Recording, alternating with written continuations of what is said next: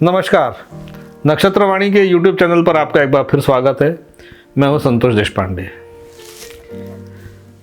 साथियों, जीवन में कभी कभी कुछ ऐसे प्रश्न आते हैं कि व्यक्ति किंग कर्तव्य विमूढ़ हो जाता है और उसे यह समझ में नहीं आता है कि वो अब इसके आगे क्या करे, कहाँ जाए और समस्या का हल कैसे निकाले। आज हम बात करने जा रहे हैं कुछ ऐसे प्रैक्टिकल अनुभव की जो मुझे ज्योतिष के इस यात्रा में अनुभव में आए। आज हम जिनके साथ यह घटना घटी है उनका भी एक फीडबैक है हमारे पास में। हम कोशिश करेंगे कि मेरे इस वक्तव्य के बाद में, मेरे इस एनालिसिस के बाद में उनका जो फीडबैक है वो भी, जो प्रत्यक्ष फीडबैक है वो भी आप तक पहुँचे। एक सज्जन के साथ में कोई किसी प्रकार की प्रॉब्लम थी, कोई समस्या थी। वो समस्या ये थी कि उनके ऊपर कुछ कर्ज का बोझ अत्यधिक हो गया था और वो कर्ज का बोझ इतना अत्यधिक हो गया था कि उनको मकान की जब्ती का नोटिस आ गया था कोर्ट के द्वारा। और जो कि कोर्ट के द्वारा जो जब्ती के नोटिस आते हैं तो वो एग्जीक्यूट होने के लिए कुछ पुलिस वगैरह ऐसा मतलब उसमें वो कुछ होता है। तो कोई, और जो सामने दूसरे पक्ष का जो वकील होता है उसने ला करके और एक नोटिस चिपका दिया था कि 15 दिन के अंदर हम आपका मकान जब्त कर रहे हैं, आप अपना मकान प्लीज़ कृपया करके खाली कर दीजिए इस निश्चित तारीख तक के, नहीं तो हम वो सब सामान आपका फेंक देंगे और मकान के ऊपर कब्जा कर लेंगे। ये जो प्रश्न था, ये हालांकि प्रकरण पहले से चला आ रहा था और मैंने इन सज्जन की कुंडली देख करके ये उनको प्रेडिक्ट किया था कि भाई आपका मकान तो किसी भी हालत में जब्त नहीं हो रहा, किसी हालत में नहीं हो रहा। लेकिन बात चलती गई, बात यहाँ तक बढ़ गई कि वो नोटिस तक मकान पर चिपका दिया गया। फिर वो घबरा करके मुझसे पूछने लगे।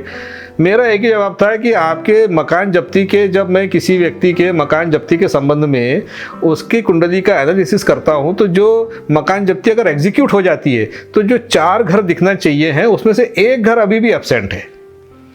तो एक घर एब्सेंट है यानी वो जब्ती की प्रक्रिया पूरी नहीं हो पाएगी, ये मेरा दृढ़ प्रेडिक्शन था।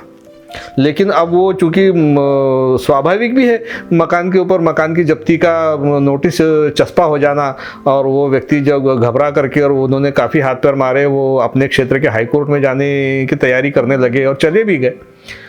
तो धीरे धीरे वो 15 दिन भी गुजरते गए। 15वां दिन आ गया, जिस दिन वो मकान जब्ती का आखिरी नोटिस का आखिरी समय था, तो उस दिन वास्तव में पुलिस वाले आ गए और वकील लोग आ गए और ये सब उन्होंने दबाव डालने लगे कि आप अभी तक अपना मकान खाली नहीं किया, इसको खाली करिए, सामान बाहर निकालिए। उस मकान में रहने वाले 15-16 लोग बड़े चिंतित थे और जिन सज्जन का ये प्रश्न था वो उस दिन दूसरे कोर्ट में जमानत के लिए प्रयत्नशील थे। जो उस कोर्ट से ही उनका मुझे फ़ोन आया कि पंडित जी ऐसा हो गया। मैंने बोला आप घबराओ मत, आज राहु का नक्षत्र है, आज ये वाला थोड़ा बहुत उपद्रव होगा, बाकी मकान जाएगा नहीं। और बाद में उनको स्टे मिल गया शाम को लगभग 4, सवा 4, साढ़े 4 बजे, और वो जब्ती की प्रक्रिया रुक गई। और अभी तक क्या, अब इस घटना को भी 4-6 महीने हो गए हैं, अभी तक तो उनका मकान बिका नहीं, या जब्ती नहीं हुआ, या नीलाम नहीं हुआ। तो ये इस प्रकार के ज्योतिष के मुझे कुछ अनुभव आए हैं। इसके बाद में जो है, जिन सज्जन से ये रिलेटेड क्वेश्चन है उनका क्या फीडबैक है वो अपने मुँह से स्वयं बताएंगे। नमस्कार।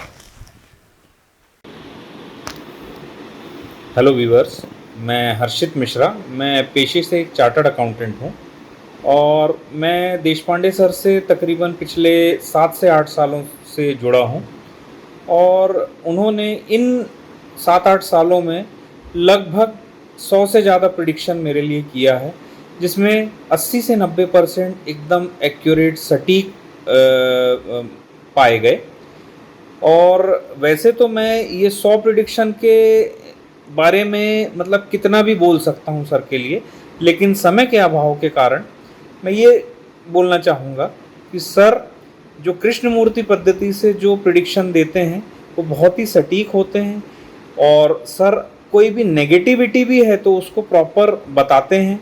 अगर कोई चीज़, कोई काम नहीं होने वाला है तो वो भी बताते हैं।